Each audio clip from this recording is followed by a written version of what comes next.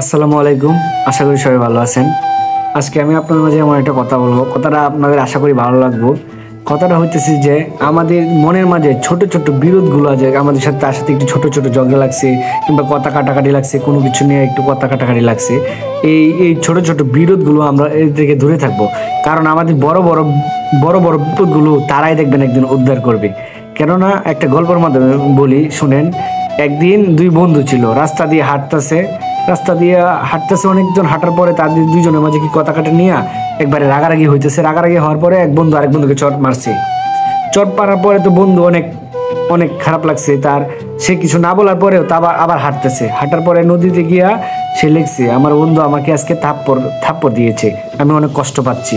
পরে আবার সেই বন্ধু আবার নামছে নদীতে গোসল করার জন্য। দুই বন্ধু আবার নামছে। দুই বন্ধু নামার পরে আবার যে বন্ধু থাপ্পড় দিছে ওই বন্ধু আবার একটা চূড়া বালির মাঝে পড়ছে, সেখানে সে ডুবে যাইতেছে। ডুবে যাওয়ার পর যে বন্ধু থাপ্পড় দিছে ওকে, ওই বন্ধু আবার তাকে অনেক কষ্টের মাধ্যমে তার জীবন বাজি রেখা ও বাচ্ছে অনেক কষ্টের পরে তাকে অনেক উদ্ধার করছে। উদ্ধার করার পরে আবার হাঁটতেছে, এক পাথরের কাছে গেছে। পাথরের কাছে গিয়ে অনেক শক্ত একটা জিনিস দিয়ে পাথরের গায়ে লিখছে যে আমার বন্ধু আজকে আমাকে অনেক বড় একটা বিপদ থেকে বাঁচিয়েছে, সেখানে আমি মৃত্যুর পথে ছিলাম।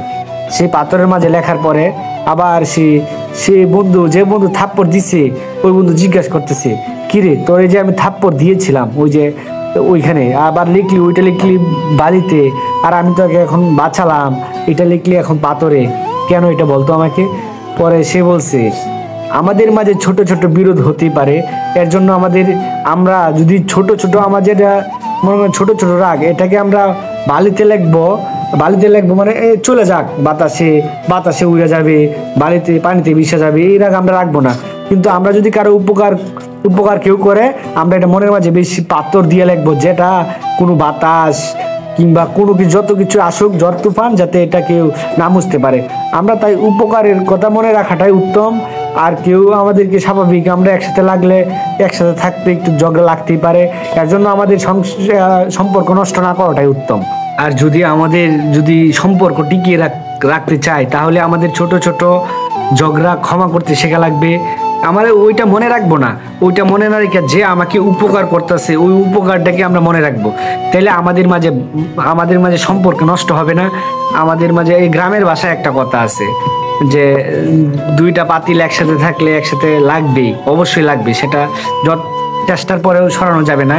তাই আমাদের ছোট ছোট রাগ অভিমান ওইগুলা যাতে ভালোবাসাতে মুচা ফেলানো যায়। আর যদি আমাদেরকে উপকার করে, সেটা আমার পাথর দিয়ে একবার মনের মাঝে লিখে দেবো। পাথর দিয়ে লেখা মানে যে পাথরে লেখা এটা না, নিজের মনের মাঝে লিখবো যে না, ও আমাকে একটা এমন উপকার করছে, ভালো কাজ।